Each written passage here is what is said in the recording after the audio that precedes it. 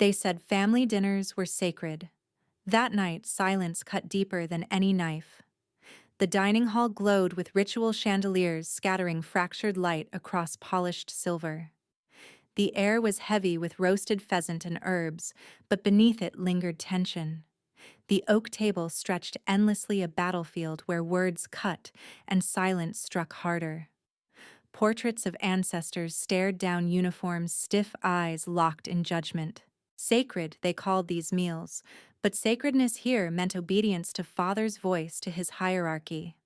Henry Carter retired. Colonel commanded the room as if it were still his parade ground. His voice carried like command. To Andrew, he declared, raising his glass, words falling like orders disguised as blessings.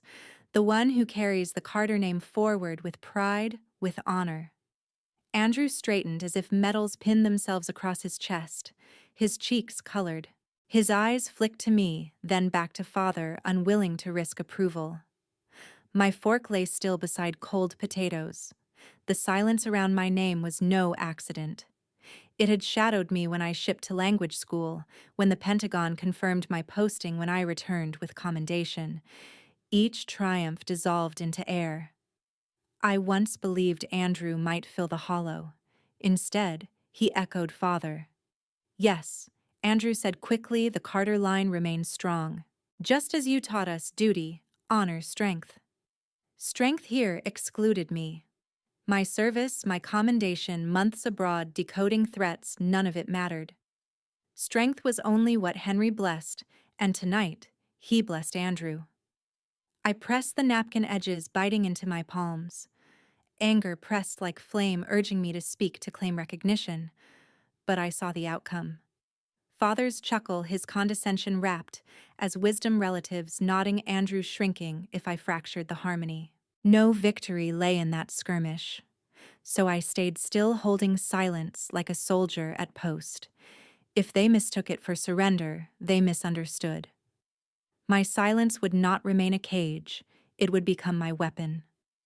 Father's glass lifted again, certainty etched in his eyes. To Andrew, the son who carries the Carter name forward. Glasses collided, the crystalline chime striking like a gavel. Each note sealed my erasure, my name unsaid. Around me, relatives smiled in practiced approval for Henry's heir. Something shifted deep inside, subtle yet irreversible, as if my bones absorbed the insult and forged it into resolve. Looking down the table past candles, Andrew's pride and Father's certainty, I felt my vow harden. I whispered only to myself, quieter than breath, yet louder than their chorus of glass, they will remember me. In my family, praise was currency and I was bankrupt. The study carried the weight of a courtroom. Dark oak pressed close from every wall, shelves sagged with campaigns no one in this house had fought, and Father's favorite decanter fractured the lamplight into amber shards. Two glasses waited, sweating faintly on leather coasters. I stood in the hallway's hush, near enough for words to slide beneath the door, far enough to remain invisible. Father's tone was calm, but final. Optics matter, Andrew. People respond to names, not footnotes. They want a face. That face will be yours. Papers shifted, an ending already signed in his mind. This draft you'll present. Andrew's voice wavered. But the translation that was Liz's work. Father didn't flinch. The translation is clerical. Leadership is what endures. Liz's job is clerical, yours is leadership. Each syllable was clipped like steel, polished to cut without friction. I felt the words sink, deliberate as nails hammered through skin. To walk inside now would mean offering my anger for dissection. So I let silence sheath me, memorizing every note, pen scratching folder, sliding the catch in my brother's breath. I don't want to steal, Andrew whispered. You're not stealing, you're carrying the family. Father's voice softened with menace. She can stand behind you. That is her place. My brother hesitated. Then the unmistakable click of a pen. Ink pressed into paper, black and irreversible. A line crossed, not by me. Later breakfast. China clinked, conversation easy. Father waited for the pause that would draw attention without effort. "Andrew," he said warmly, "your summary impressed the directors. They'll be expecting more from you." Admiration circled the table like wine poured freely. Relatives smiled, eager to bask in someone else's spotlight. Andrew flushed pride and unease twisting across his face. He glanced at me. I answered with nothing. Father's hand rested on the table, steadying the narrative before it slipped. I cut my food with care, each slice its own defense. Anger would only gild their verdict. I excused myself, retreating to the museum of my childhood room. The trophies I was never praised for gleamed in glass. The uniform I pressed with my own hands hung like an exhibit of a forgotten branch. There, I began a ledger. Not content that belonged to secured servers, but process logs, dates, the scaffolding of truth. Every request, every revision, every outcome tied to my counsel. I copied them by hand, photographed each page with a dated device, and sealed duplicates in plain envelopes. Dull work maybe, but dullness could be sharper than spectacle. I hid one packet behind the false drawer panel, slipped another into a locked box I would send to myself from base. The third I carried on my person, light as air, heavy as judgment. By afternoon, Father's voice floated up the stairwell, arranging meetings for decisive sons. The house hummed with his certainty. I found Andrew alone in the sunroom winter light, flattening the grass outside. He toyed with a card until its edge curled. "You heard," he said. I heard. His eyes glistened. "He says it's leadership, that the family needs a face." "Faces change," I answered. "Records don't." He winced, ashamed. "I didn't want you signed." His nod was small. It felt like refusing air. For a moment I nearly forgave him. Almost. But almost has never saved anyone. "You'll have another chance," I said. "Everyone does." He looked desperate. "Will you tell him you know no? I'll show him I remember." That night, Father summoned me. The folder lay open, pen ready. "Brief Andrew on context." Quietly. "No need to confuse things with authorship. Be a team player, Elizabeth." Team player, such a neat phrase for erasure.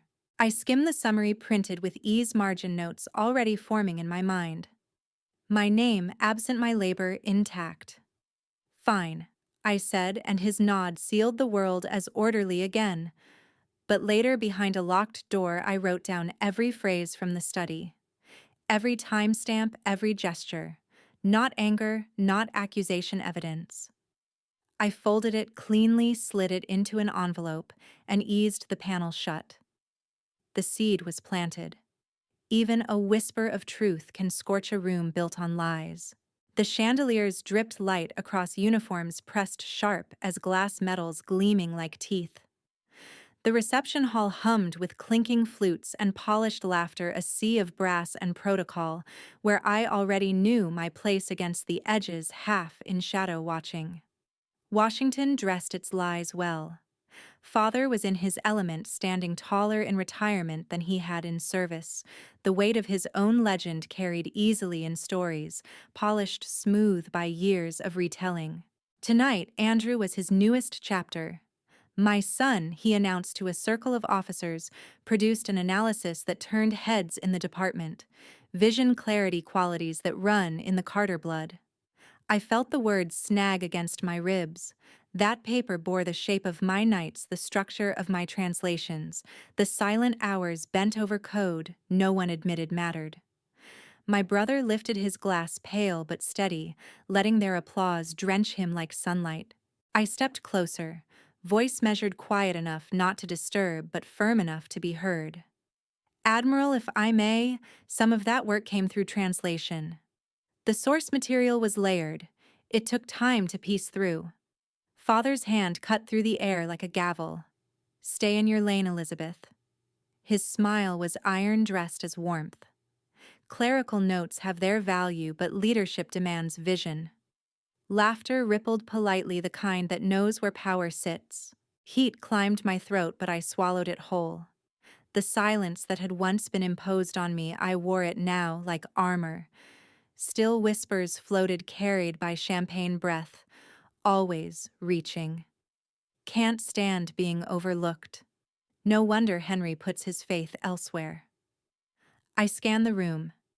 Near the far wall, Admiral Hayes lifted his chin toward me, the smallest gesture, a soldier's nod acknowledging ground not yet surrendered. It steadied me more than he could know. His silence did not erase it witnessed. Later, by the refreshment table, I caught sight of a man I barely recognized. His uniform carried no medals, his bearing slightly slouched, but his eyes sharpened when they found mine. "Carter," he said under his breath, "you're Liz, aren't you, Henry's daughter?" I nodded cautiously. Marcus Bennett. Served under him. Once tried to bring a file forward irregularities in procurement training hours that didn't exist. Didn't matter. He buried it. Buried me too. He gave a dry laugh hollow as paper rubbed thin. "Careful. If you're holding something, he'll do the same to you." I wanted to ask more, but another officer drifted near, and Bennett melted back into the crowd as though the walls themselves had swallowed him. His warning lingered heavier than the music. By the evening's end, Father clasped shoulders. Andrew beamed at the recognition he didn't earn, and I slipped away unnoticed. My uniform shoes echoed down the marble corridor until silence reclaimed me. Back in my room that night, I opened my journal. Its pages already bore the weight of evidence of the small seeds I had planted in secret drawers. I wrote slowly, deliberately, each letter pressed with the certainty of stone. If he buried Bennett, he will try to bury me too. When I finally spoke, my words turned to shards in their hands. The Pentagon walls hummed with a sterile kind of silence, the kind only fluorescent lights can breed. The meeting room stretched long and polished, its table gleaming like a weapon honed for ritual combat. I stood near its center uniform, pressed palms slick, clutching the file I had guarded for weeks. Officers filed in with the weight of rank stitched to their shoulders, eyes scanning without pause. Somewhere down the line, my father leaned back in his chair as though the place had been built around him. Andrew sat beside him, stiff but eager, his notepad already open, though I doubted he would write a word. I cleared my throat, and the sound felt almost too loud. "Gentlemen, these are my compiled findings regarding encrypted transmissions. They suggest," my voice tried for steadiness, though my pulse pounded against it. I laid the documents down, sliding copies across the table, the words "hard-earned" and "fragile" in the same breath. Father's interruption came, swift, a blade drawn without hesitation. "These are clerical notes," he said smoothly, gesturing toward Andrew. It was Andrew who took this material and formed the actionable analysis. That is where leadership shows itself. A ripple of nods moved down the table. One officer glanced at me, then quickly away. Another made a polite sound, non-committal, as though validating father was easier than weighing truth. I felt heat climb up my spine. "With respect, sir, those notes are the analysis. They required weeks of translation-layered work." His eyes fixed on me, steel under the polished calm. "Elizabeth, your tone borders on inappropriate." The room stilled. I had meant to speak firmly, yet the words surged louder than I intended. "You are misrepresenting my work." My voice cracked across the table, sharp as glass breaking, scattering in every direction. Chairs shifted. A colonel leaned back with raised brows. Another officer adjusted his sleeve, interest already gone. My father seized the moment. "This is not how professionals conduct themselves," he said. His tone carried no volume yet. It filled the room like marching boots. "You are emotional, combative. The department requires composure, not outbursts." I felt the weight of each syllable crushing down, burying me beneath his authority. Andrew sat frozen, his pen motionless above a blank page. He did not speak, did not move, did not look at me. I tried again, words tumbling out desperate. "The integrity of this data matters. If we distort credit enough." The word dropped like a verdict. My sentence strangled mid-air, unfinished, dissolved by command. eyes turned away, lips pressed, thin judgment sealed. My credibility shattered before I had managed to hold it. For the rest of the briefing, my name was not spoken. Officers discussed Andrew's insight, occasionally glancing toward Father as though to ensure alignment. I sat back my chair colder than the metal beneath, watching my own work handed to another. Each breath was a shard lodged in my throat, too sharp to swallow, too bitter to release. When the meeting adjourned, papers gathered, chairs scraped, and laughter followed the powerful out the door. Father clasped Andrew's shoulder with a prideful hand, the gesture slow and deliberate. My brother accepted it without protest. And then, as the room emptied, I caught the smallest glimpse. Andrew looked at me once, just once, his eyes quick and guilty, and then he dropped his gaze to the floor. He would not meet mine. He had chosen loyalty to Henry over truth. Every empire hides its cracks. I found one in a forgotten drawer. The records room lived in a man-made dusk-cold air, humming fluorescence aisles of gray cabinets that custodians wiped only where eyes wandered. Tonight, I followed different rules. Look where no one looks. Hayes hadn't met me here. He never would. Hours earlier, during a harmless walk-by, he'd murmured, "Don't chase noise, Commander. Chase neglect." Then he'd vanished into the current. I signed the access ledger in a neutral hand and slid inside. Paper oil, old tape that was the smell of institutional memory. Row 17, Cabinet C. I stopped at a label typed twice, one letter wrong, as if a distracted clerk had corrected and quit. The drawer stuck, then yielded. A folder with the wrong sticker. Beneath it, a thin brown envelope. Inside, a matte USB unmarked, warm from paper. At a terminal angled away from the aisle, I booted clean, disabled auto mount and wrote a hash on notepaper before seating the drive. Directories blinked to life, bland names, deadpan dates. 10 levels down, a folder named Shipping Kashas Vis. I opened it. Invoices, manifests, midnight edits. The same cargo billed on 2 routes, 2 flags, 2 weeks apart. A vendor surfacing and sinking blue glint logistics. Line items split and rejoined like cells. A signature that wasn't a signature, angles, 2 familiar pressure points I'd watched all my life massaged to look generic. I didn't breathe. Procedure first. I pulled partials, only headers, timestamps, diffs. Take too much, you light a flare. Take enough, you draw a map. Another branch, a memo with a Luxembourg P.O. box, a French contact, and a ghost field that revealed itself only in raw view, an internal link to an auditor's suite quietly repurposed. A watchtower turned blind. Neglect bloomed everywhere, training hours for units on leave.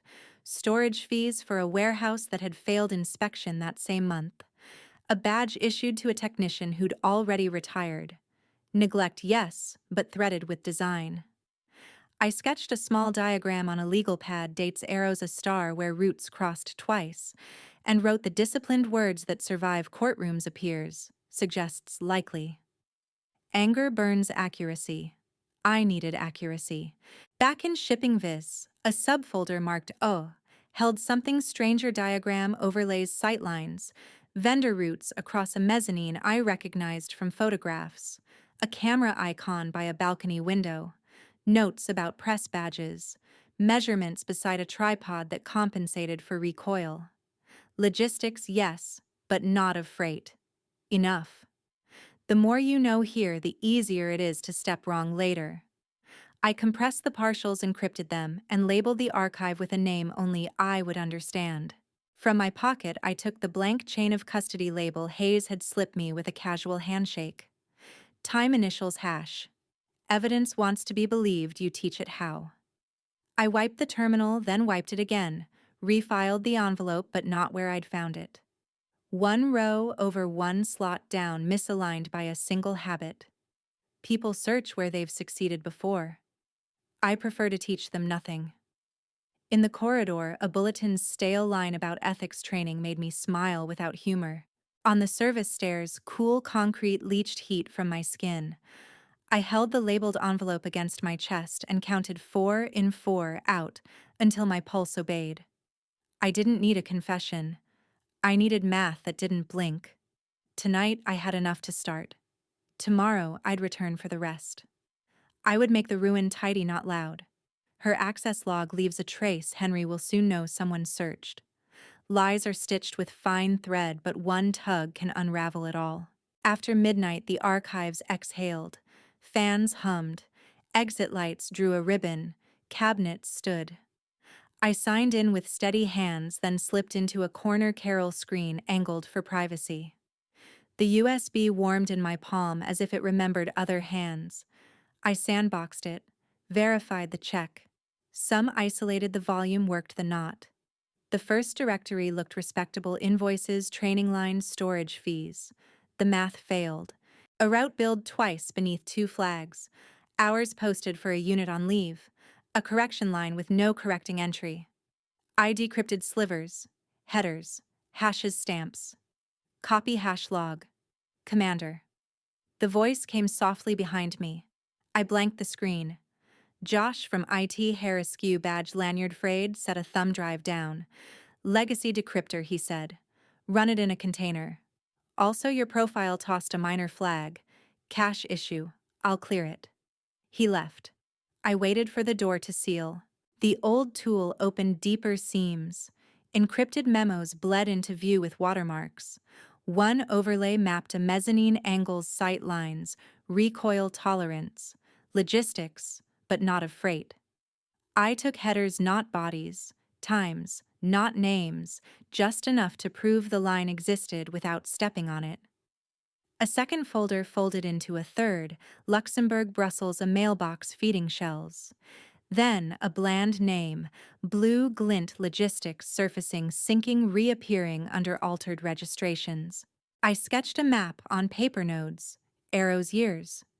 At the center, signatures pretending to be no one. I knew the pressure points, the heavy tail of the H, the impatient lift in the C. Muscle memory is a fingerprint. When a man signs for others long enough, the pen learns him. Henry's hand hid in respectable paperwork, wearing a clerk's mask. I copied fragments to an encrypted drive, double encrypted, wrote hashes, photographed them.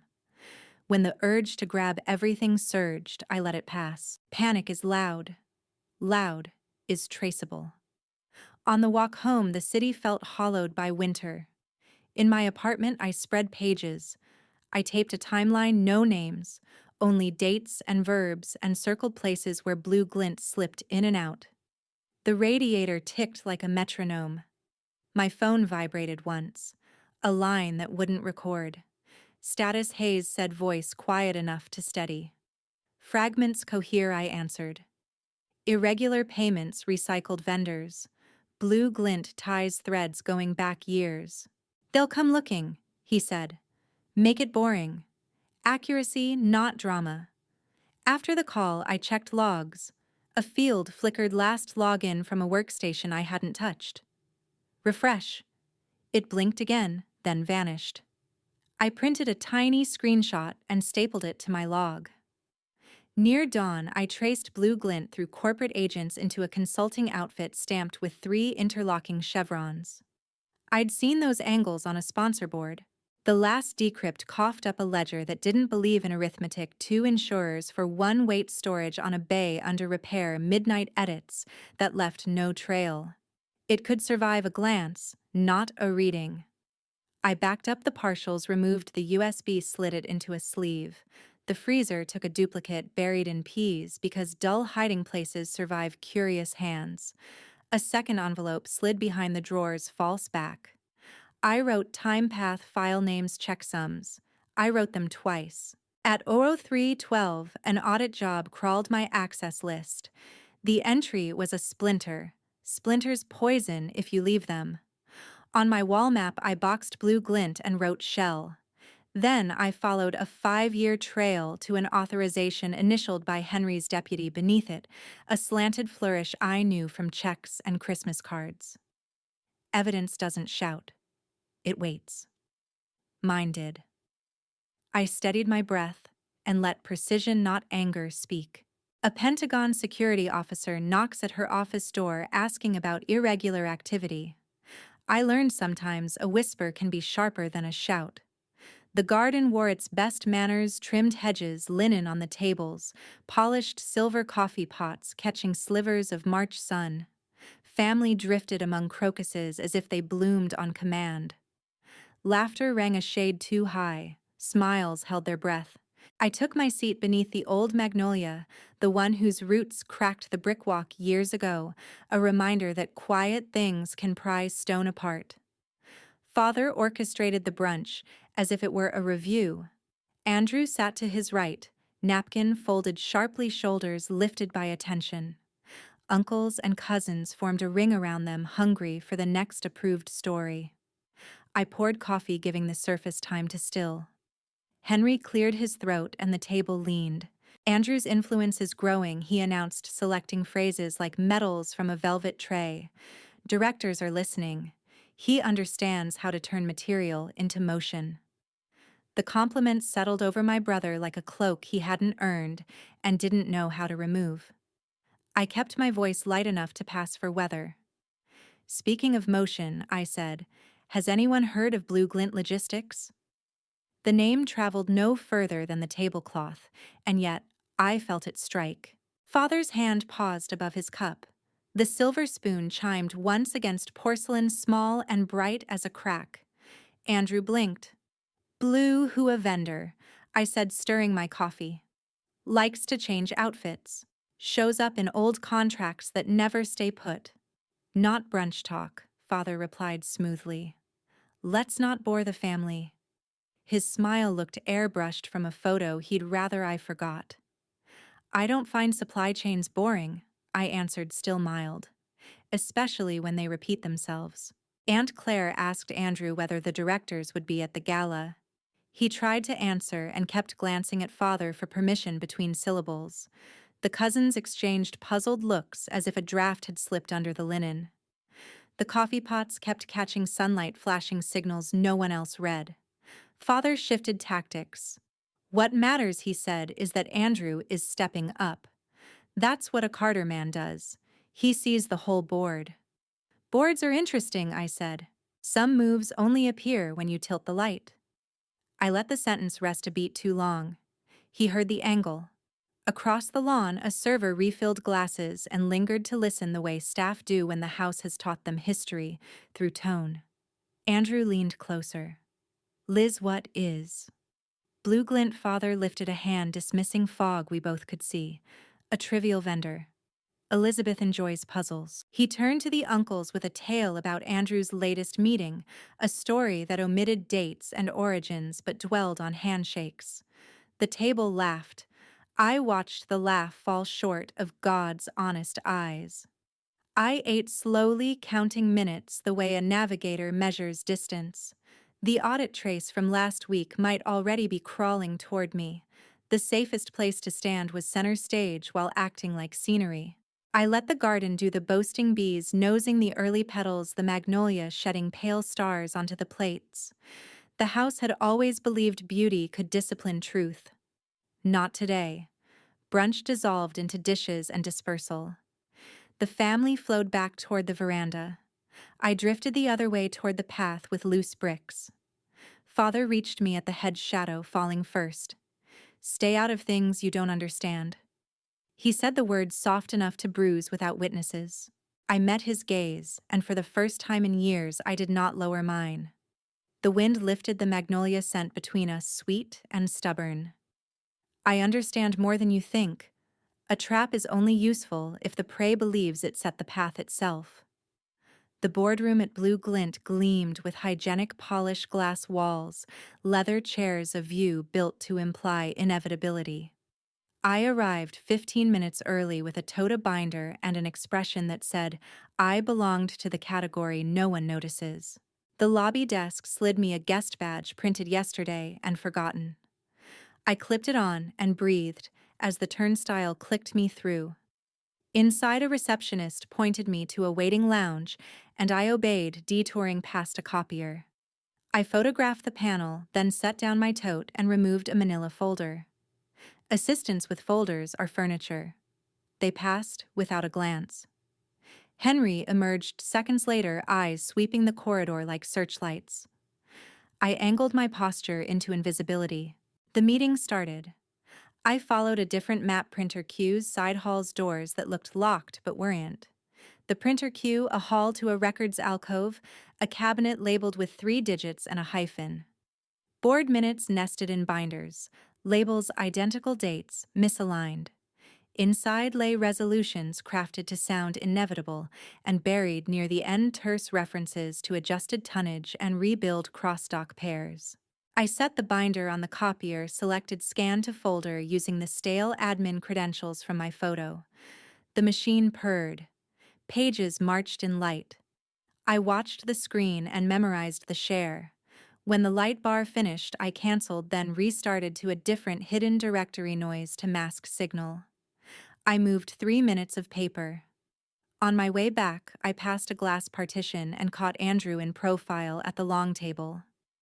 Billing echoes I heard. Insurance hates duplicates. He frowned, trying to square admiration for father with doubt's arithmetic. Across from him, Henry spoke the way a man expects a room to bend. At the lounge, 2 analysts hustled by, breath quick. "We've got a leak," one murmured.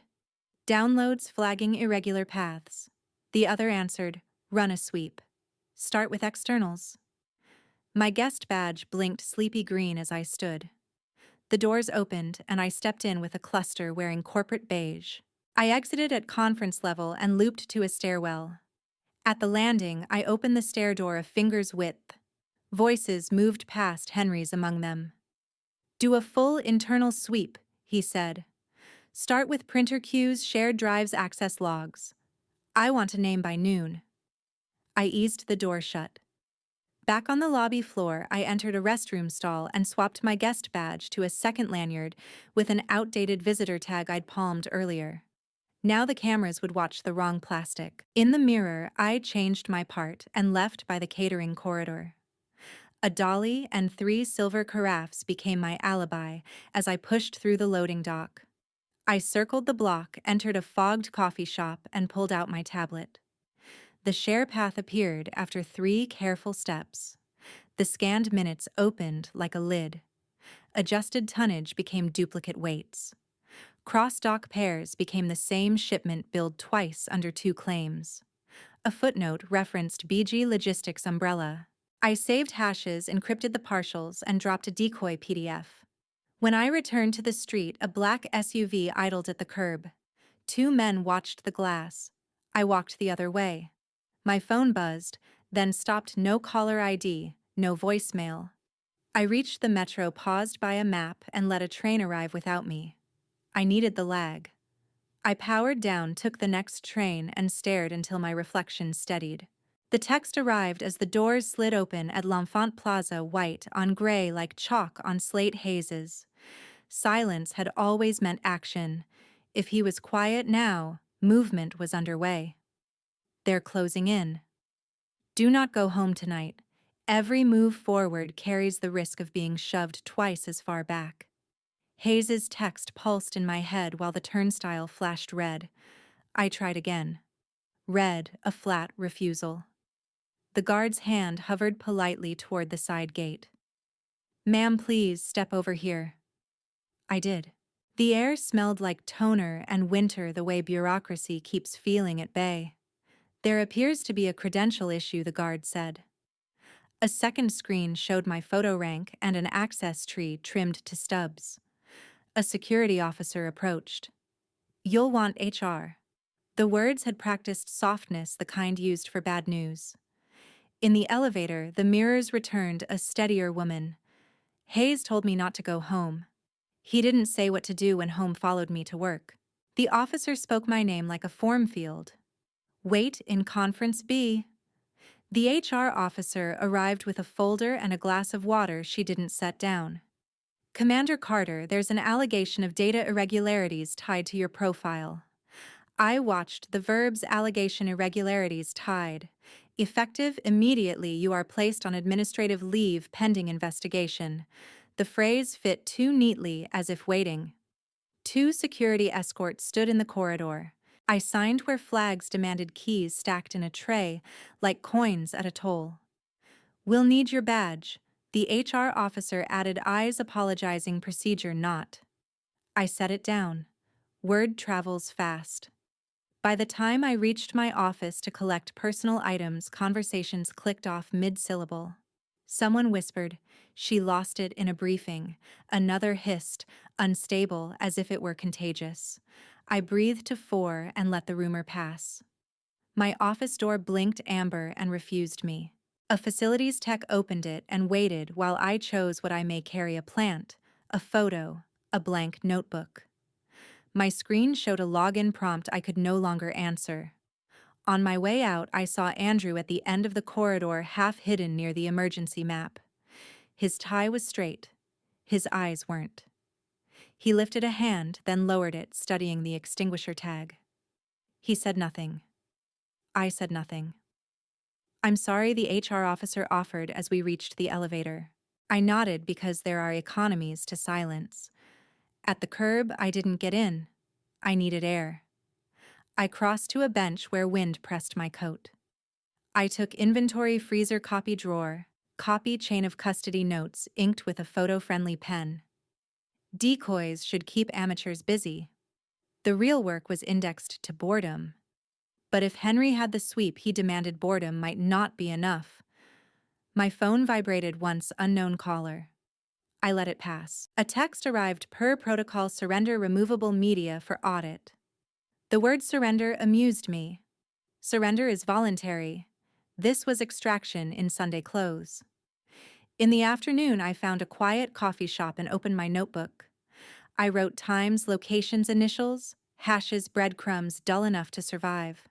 Then I wrote, "Do not let them choose the language. Language decides who looks sane." By dusk, rumor hardened. At the curb, a colonel I barely knew offered pre-packaged advice. "It's best to cooperate, Commander." Cooperate with which reality? The one with missing invoices or the one with missing women? I thanked him. A courier brought the suspension letter. I signed. The paper smelled of toner and lemon. Pending inquiry into potential misuse of classified logistics data. The sentence pretended to be neutral. My access expired at 1700. The badge was already dead. The clock formalized it. I walked until the day shed noise. Streetlights stitched the sidewalks. April cold lifted from the river. Now steady. I opened my apartment door that night. Files ransacked, evidence missing. If this quiet war has you leaning in, consider subscribing so you don't miss the next reveal. When you have nothing left, sometimes, that is when the real hand is revealed. The Route 50 diner hummed like a transformer. Neon bled through rain. Coffee steamed in dull white mugs. I took the corner booth where the jukebox was dead and the exit one breath away. Hayes slid in opposite, set his cap beside the mustard, folded his hands. "Silence is a blade, use it," he said. "I'm cut to the bone." Good. That's when you stop mistaking noise for power. We let the waitress refill our cups. Bennett arrived late, rain in his cuffs, jaw wired with anger. He placed a battered recorder on the formica and an envelope sealed like a hard habit. "I kept these," he said. Throwing them away felt like agreeing with him. The recorder woke to tin and breath. Henry younger, no softer. "Reconcile the tonnage under the umbrella. If the numbers sing, auditors sleep." Another file. "You want advancement. Solve my problems, don't name them." A third, a name from Blue Glint minutes. Then silence shaped like coercion. "Dates?" I asked. Bennett slid the envelope across. Inside, printed emails on old letterhead, a memo initialed by a man who now smiles from panels, a note in Henry's shorthand. Times, extensions, parking lots. Fear written in logistics. He called it efficiency, Bennett said. I called it pressure I couldn't prove. "You can now," Hayes said. I opened the small laptop that never touched a named network. From the USB, I built a spine: ledgers, minutes, rebuild pairs, duplicates dressed as growth. I slotted the recordings onto that spine. A repair bay, billing storage. A memo authorizing a cross dock that never crossed. A deputy signing where Henry dictated the flourish identical to our Christmas checks. I hashed every file, wrote the hashes by hand, photographed the page with an old phone. For each element, I logged a chain: who, when, where, why. Bennett watched the method steady the air. Use this and they'll come twice as hard, he said. They already did. Hayes drank as if time were muscle. You're building a kill chain, he said. But don't fire it yet. Wait until they are most sure of victory. That's when precision lands like thunder. And the sweep. It will find decoys because you set them. Meanwhile, you hold the bite. I prepped an envelope between ketchup and sugar. Legal paper, a brief letter, instructions in my plain print. On the front, insurance. Inside, a drive with the reconciled minutes, the ledger, differentials, the tapes, and a short note to an inspector general whose signature I trusted more than liked. I sealed the flap and taped the seam until it felt like a decision. Drop, Hayes asked. Locker. Union Station. Code inside, I said. If I'm detained or go quiet, I'll know the difference between strategy and disappearance. Bennett rubbed the groove the recorder pressed into his palm. He once said consequences were for men without allies. I didn't have allies then. You do now, I said. I rebuilt the timeline until the jitter in my hands gave way to steadiness. Use your father's lesson against the part of him that forgot it, Hayes said. Information is life, so keep it where he can't reach. We left in staggered exits, Bennett first, Hayes after a nod instead of a handshake. I paid cash and left 2 singles. I drove to Union Station, fed the envelope to a locker, turned the dial. At a motel off the highway, I wrote 3 lines on hotel stationery: wait. Observe their certainty. Cut when the room thinks it's safe. I folded the paper, placed it beside the badge that opened nothing, and tried for sleep. Morning arrived with a bolted TV and a sure news crawl. The anchor's smile had ceremony in it. Then the Chiron rolled over everything like a dare Henry Carter to be nominated for Defense Advisory Board. Cracks in a fortress don't start with explosions, they start with whispers. The Carter ballroom glittered like a promise the house intended to keep. Photographers orbited donor tables, flashes like polite lightning. I wore black, formal, unremarkable, the kind of dress that dissolves in a crowd. Hayes took a wall like a sentry. Andrew hovered near the board table, eyes uncertain. The program called Henry's keynote Integrity and the American Tradition.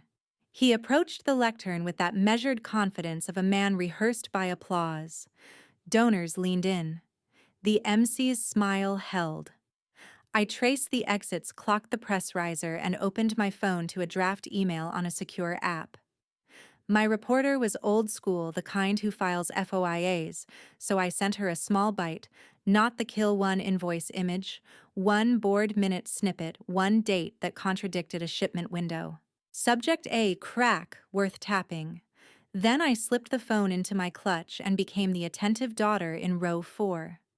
Henry spoke about duty, sacrifice, legacy. His cadence carried parade weight. The room tilted toward reverence. He said, integrity protects institutions the way armor protects the heart. The phrase caught in my throat. Armor had turned him into something that mistook pressure for virtue. The first whisper came as vibration my phone again. A single word from the reporter confirmed. Second buzz? Here. I looked up. Between cameras, a woman with a press badge shifted her stance. Hayes's chin dropped almost imperceptibly. On stage, Henry opened his hands in blessing. In an era of doubt, he said, we defend truth by being exact. He let the phrase travel like a benediction. A few heads turned toward the press line, sensing a weather change. Questions began in the polite register choreography before anything real happens. Funding totals, beneficiary lists, a veteran program. Then the reporter's voice, calm, sanded to credibility. She narrowed the aim.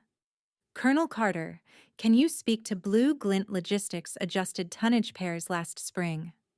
The strings faltered for 1 breath. Henry blinked. The blink took a fraction too long. His smile held. I'm not familiar with your premise, he said pleasantly. This is a charity event. Of course, she said. But integrity travels. I have a board minute referencing rebuild cross-dock pairs on April 14th, while the Associated Bay was flagged under repair. Can you reconcile that the word reconcile used to be his instrument? Tonight it sounded flat. I watched Andrew. A board member gripped his elbow. Two men broke away and spoke to a third near the doors. Hayes stayed a shadow, letting the hole widen. Henry cleared his throat. The mic caught a rasp. Operational details are not my lane, he replied. I advise strategy. He looked for laughter and found none. A camera light clicked on and framed him. I felt the room tilt toward curiosity, a slow pivot toward a shadow. The reporter did not push. She pivoted. One last kernel. Would you look at this invoice and help me understand the duplicate weights? She lifted a page inside a clear sleeve. The numbers were neat, the dates unambiguous. He could have waved a hand, sent laughter as chaff. He chose stillness. The smile reappeared thinner now. I can't validate documents I haven't reviewed, he said. Henry manages a smile but locks eyes with me across the room. Rage beneath calm. Flashes popped, pens tapped, phones rose. Andrew rubbed his knuckles as if the bones itched to confess. I forwarded a second breadcrumb, not enough to burn him here, enough to change the air, the procurement note that fit the sleeve like a key. The reporter glanced at her phone, then back to him. This time, Henry's pause was measurable. The MC tried to land a joke. Donors found wine. Henry returned to his script, reading syllables not meaning, and announced a new veteran scholarship. They spoke louder and louder, so I answered with silence. The Pentagon press room smelled of cables and coffee. Flags stitched the blue backdrop like a repeated oath. Cameras nested on tripods, red LEDs blinking to life. Henry stepped to the lectern with careful calm. Baseless slander, he began. Coordinated fabrication. He spoke to the lenses, not the room. Andrew stood off to the side, pale, his program card folded into anxious quarters. An investigator opened a side door and nodded once. I entered. The hinge made no sound, but attention tilted as if someone had opened a window. Hayes moved with me, quiet, at my shoulder, a sealed envelope in his hand, edges crisp, tape unbroken. Commander Carter has been summoned, he said. We will authenticate items relevant to reporting. I took the station by the document camera and small speaker. I didn't look at Henry. The screen behind the flags woke into color. Hayes placed the envelope on the table. His voice kept to procedure, chain of custody intact. Sealed by me. Opening. He cut the tape, slid out a drive, a letter, and hashes in my hand. Commander, do you recognize these? Yes. Complete and unaltered yes. The tech keyed the feed. Board minutes, tidy grammar, tidy lies. Invoices followed duplicate weights that refused to blink. Email headers, roots, dates. Henry's jaw set. He reached for a glass that was not there. Play clip 1, the investigator said. The speaker crackled, then cleared. Henry's voice younger and plain. Reconcile the tonnage under the umbrella. If the numbers sing, auditors sleep. A second clip. You want advancement. Solve my problems, don't name them. Third orders paired to a date stamped under repair. I kept my hands flat. Silence, the blade Hayes taught me, did the cutting. Reporters who had come to spar with quotes began to write times, locations, names. One asked Level Colonel, did you approve duplicate billing schemes? Henry smiled thin. No, he said. Absolutely not. The screen answered. A memo bloomed with his signature flourish, a twin to others. Andrew exhaled like a diver. His gaze found mine, flicked to Hayes, returned to floor. What he saw in us was not triumph, but order. Play the advisory call, the investigator said. Lower command without witness, operational strategic, I don't care which door you use. The bay stays repair on paper. Move the weight and invoice clean. The press row stilled into one body. I said nothing. Words would blunt the silence. Commander, are these your archival materials? Yes. Were they collected in the ordinary course of duty? Yes. Hayes stood just behind my right shoulder, letting proof speak. On-screen reconciliations climbed into a column no joke could kick aside. Henry tried to widen it. This is a smear, he said through his teeth. A family quarrel turned into spectacle. He looked to Andrew, then to me. Neither of us moved toward him. The investigator organized the exhibits with tidal calm. A reporter raised a hand. Colonel, can you explain why this authorization greenlights a cross-dock on the day the facility was closed? The printout lifted like a mirror. The silence that answered was not empty. It was judgment. Andrew's shoulders dropped. I remembered garden laughter and cruelty. Now he looked older by a decade, truth's price for sight. The moderator asked for statements. I shook my head. Hayes didn't blink. The tech cued the last file. Henry's voice filled the room. Private cadence, public consequence. A rhythm of pressure, a directive without daylight. The shock did not shout. It held. The investigator spoke the phrases that set justice in motion, entered into record. Retained in custody. Subject to review. I stayed still. My silence landed louder than denial. Hayes closed the empty envelope and set it aside like a stone. The investigator recited the exhibit numbers carefully, each syllable weighting the air. Row 3 craned for a better angle. Flashes stuttered, and then steadied. A producer mouthed, "Keep rolling," to her cameraman, and he did. On the back wall, a young reporter pressed his headphones tighter as if fidelity could make conscience louder. Hayes's profile never moved, but I felt the room reorient around the proofs like iron around a magnet. Henry shouts, "This is a betrayal," before security escorts him away. Mid-May arrived with a quiet chill that felt sharper than winter. The Defense Advisory Board convened beneath chandeliers polished to blind men and women, adjusting ties and medals with reflex dignity. Henry Carter entered flanked by attorneys, his stride rehearsed, his jaw defiant.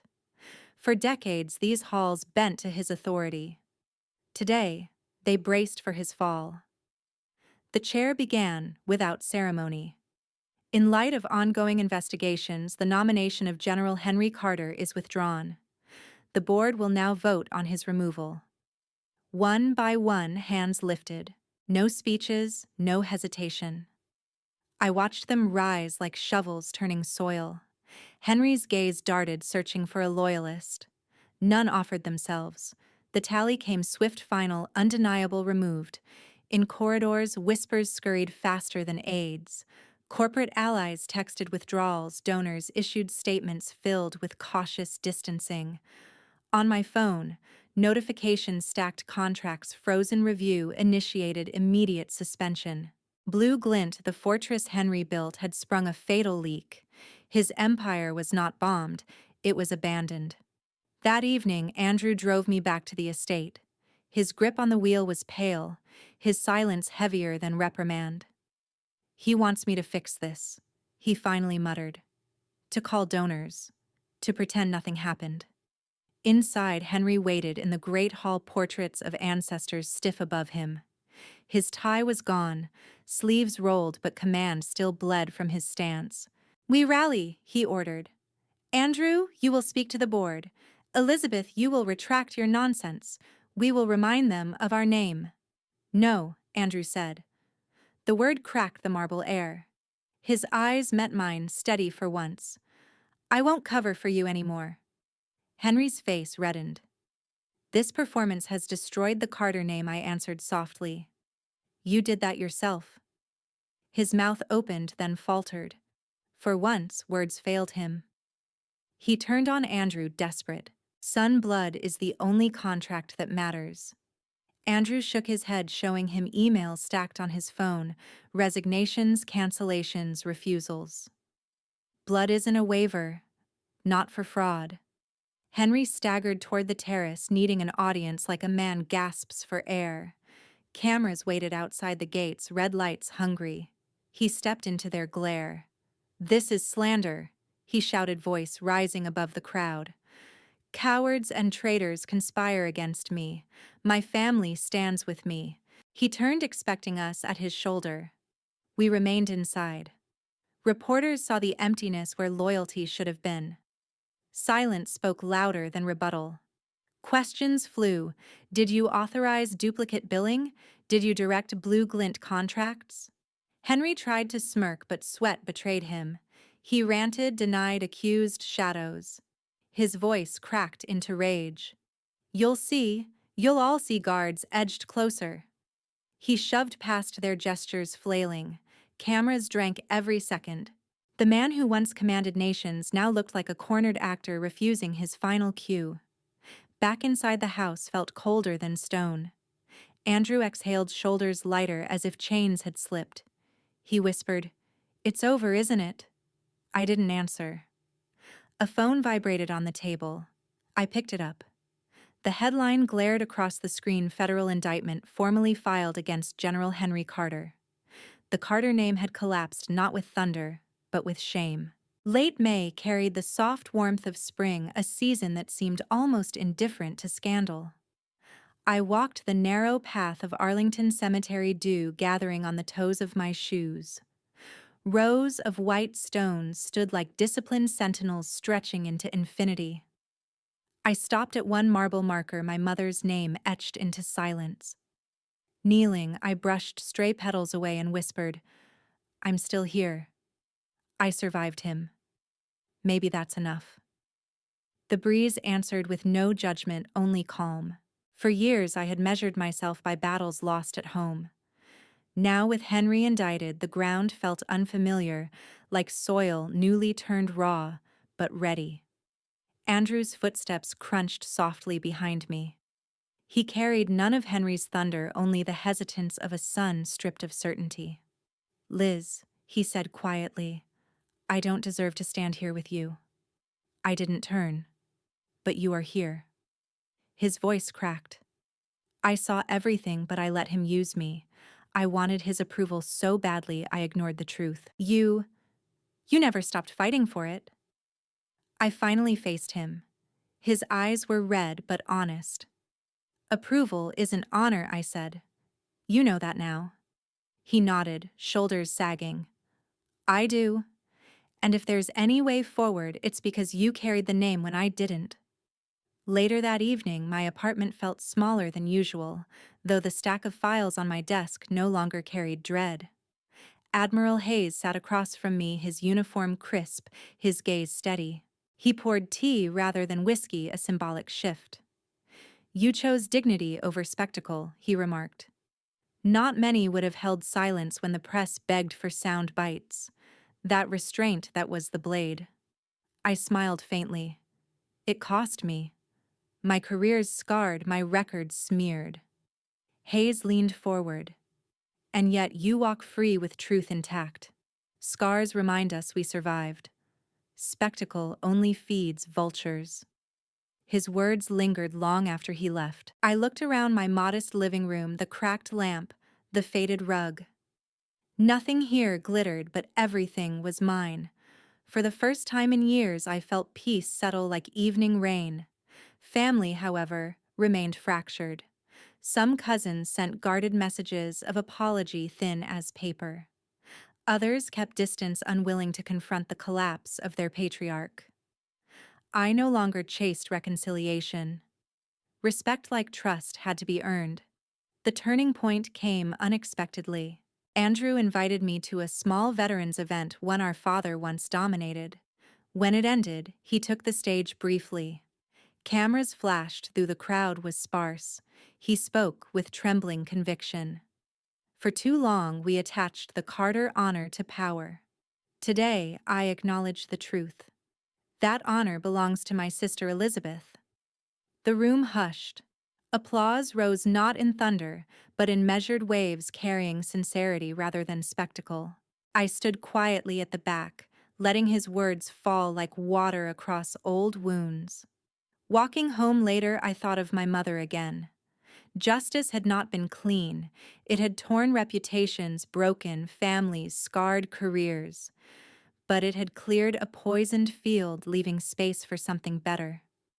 That night, as I set my keys down, an envelope slid beneath my apartment door. The seal bore the Senate crest. I unfolded the letter slowly, the words striking with weight. You are hereby summoned to testify before the Senate Committee on Oversight. The ground cleared by justice was not yet finished. It demanded planting, and the next season would test what kind of growth I was willing to sow. They tried to bury me with silence, yet silence became my monument. The marble pillars of the Senate chamber gleamed beneath banners of red, white, and blue. It was July 4, 2023. Fireworks would later ignite the sky, but for now, the nation's attention rested inside this room. My steps echoed softly as I approached the witness podium. I felt the weight of countless eyes, senators, officers, journalists, and citizens. Henry was not here. He sat disgraced, awaiting trial, stripped of allies and position. His absence filled the air louder than any speech he might have made. Andrew sat quietly behind me, his shoulders straight, but his gaze lowered, humbled by the journey that had brought us here. And at the far side of the chamber, Admiral Hayes stood like a sentinel, pride etched into his stillness. A senator cleared his throat. Commander Elizabeth Carter, you are called to testify on the corruption uncovered in defense logistics. His words carried into the microphones, yet the room already knew the truth. Evidence had spoken. Now the question was what I would say. I adjusted the microphone. The chamber hushed. For months I had carried words sharpened by humiliation, grief, and fire. And yet now, standing at the center of history, I felt no need to wield them. My heart slowed into calm resolve. Yes, Senator, I began. The records speak clearly. My voice was measured, steady. What was hidden is no longer hidden. What was silenced has been heard. Then I stopped. The silence spread slowly like ripples on water. Senators shifted uncomfortably, at first expecting more. Reporters lowered their cameras, uncertain whether to interrupt. The gallery filled with officers in uniform, men and women who had once looked past me. One by one they rose to their feet, not with cheers, but with a solemn salute. I did not speak again. I let the silence expand until it became undeniable, until it ceased to be absence and transformed into testimony. In that moment, silence was louder than thunder, deeper than accusation. It was not the silence Henry had once wielded to erase me. It was mine, and it crowned me with dignity. The gavel struck. The session closed. I stepped back from the podium, meeting Andrew's eyes. He looked at me not as the sister he once overshadowed, but as the bearer of the Carter name, cleansed and renewed. Reporters scrambled for headlines. Before the chamber emptied, I caught a glimpse of the first one flashing across a phone screen. Commander Elizabeth Carter speaks without words. I exhaled softly. My voice had been buried before, dismissed at dinner tables and crushed in boardrooms.